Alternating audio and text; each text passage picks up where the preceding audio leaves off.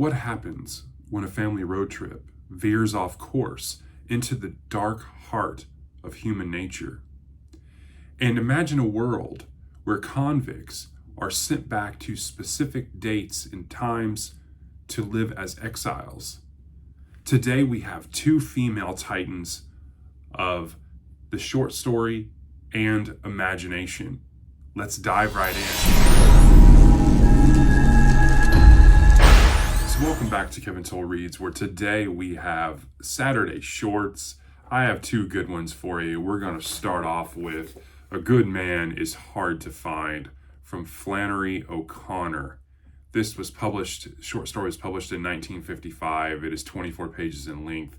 I have it on this collection that is titled A Good Man is Hard to Find and Other Stories by Flannery O'Connor. I got this short story recommendation from Bob at Robert G. Reader of Books.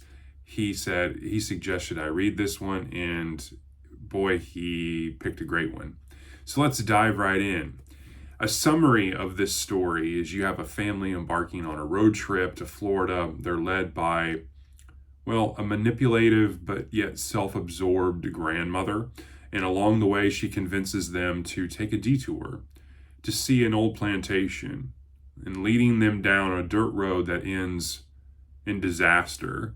Their car crashes and they encounter, you'll just want to read this. I can't really say much more. But that is the summary of this. So what makes it a good short story? There's a lot of hints here. I really enjoyed O'Connor's writing style. The story really centered around the grandmother. I thought was into an interesting take. Her personality, always being right, kind of self-centered, manipulative in a way, sort of hypocritical. And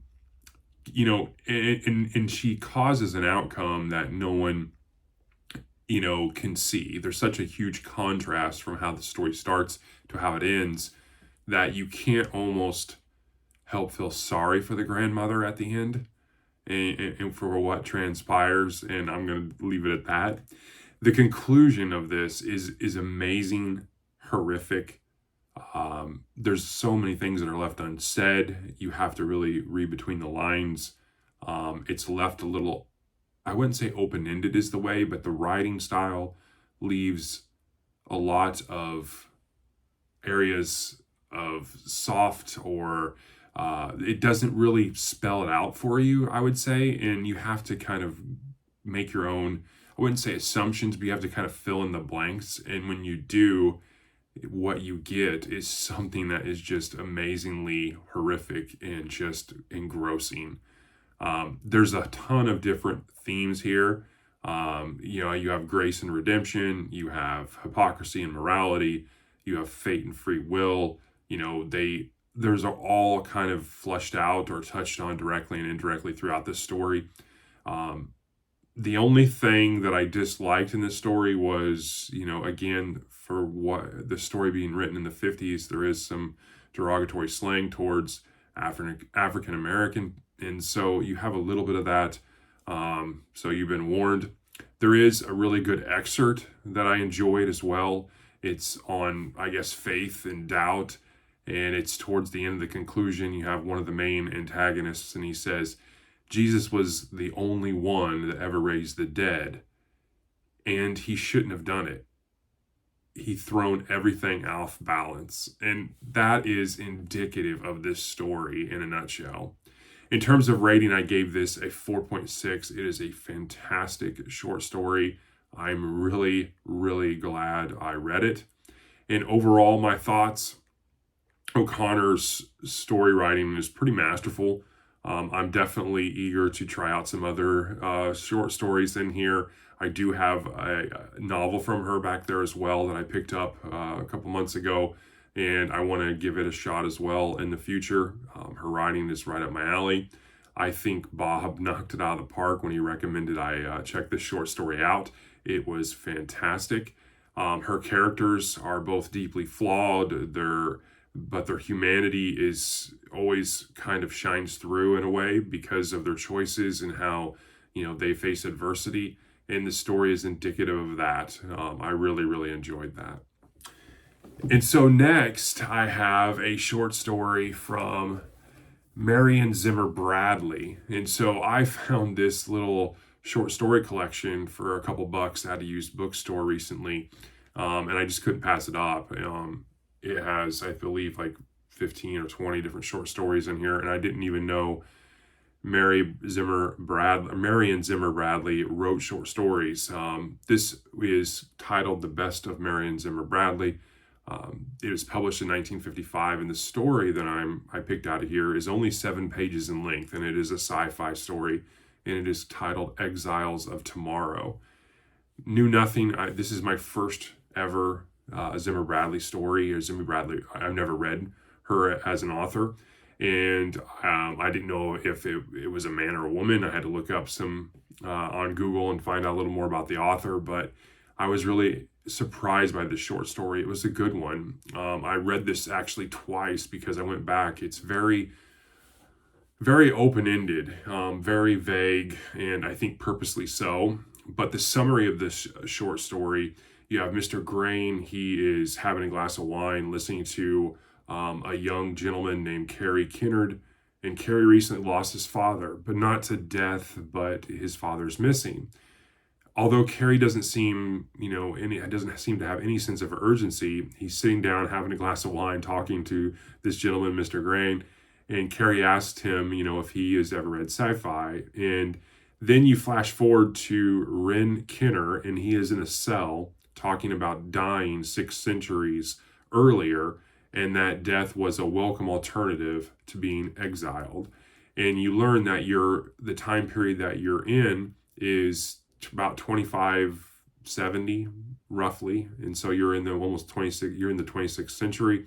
And so what you learn is that now they time travel criminals rather than incarcerate them until death, and they have they briefly discuss this called a psychopolice, and it's not a psychotic police, it is more a psychological police.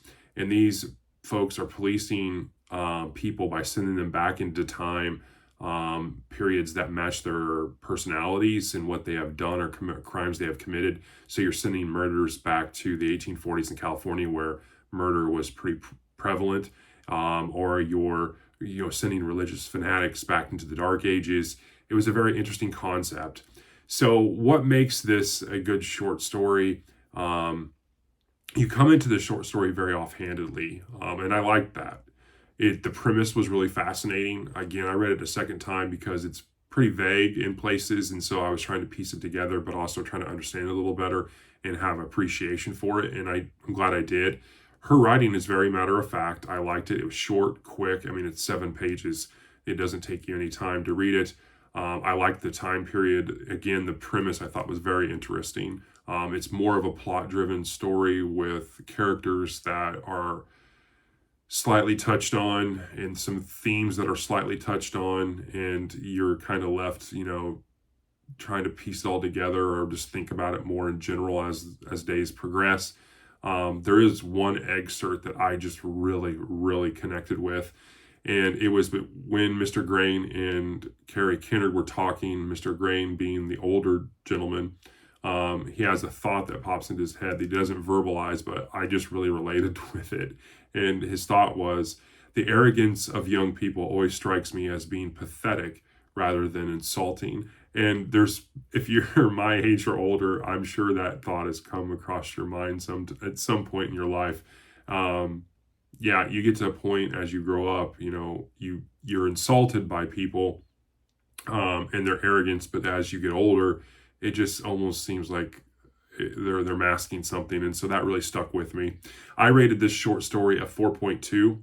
Overall, I thought Zimmer Bradley's writing was fantastic. I thought I was very captivated by the premise of this story. I thought the characters were interesting enough to keep me reading. Again, it's 7 pages, so I didn't have a huge investment here, and I look forward to reading more from Zimmer Bradley. And that, my friends, is my take on Saturday Shorts for this week. I want to thank again Bob at Robert G. Reader of Books for recommending A Good Man Is Hard to Find. That short story was excellent. It's been the best one so far this year, although it's early, but it would have ranked up there pretty heavily last year as well. So I hope you're having a great weekend. If you stuck around, don't forget I will be on a live stream later this evening talking Conan with Jake, Nick, and Tim, talking Conan the Conqueror. So you don't want to miss that as well. Have a good rest of your weekend. I will talk to you on the next one. Thanks.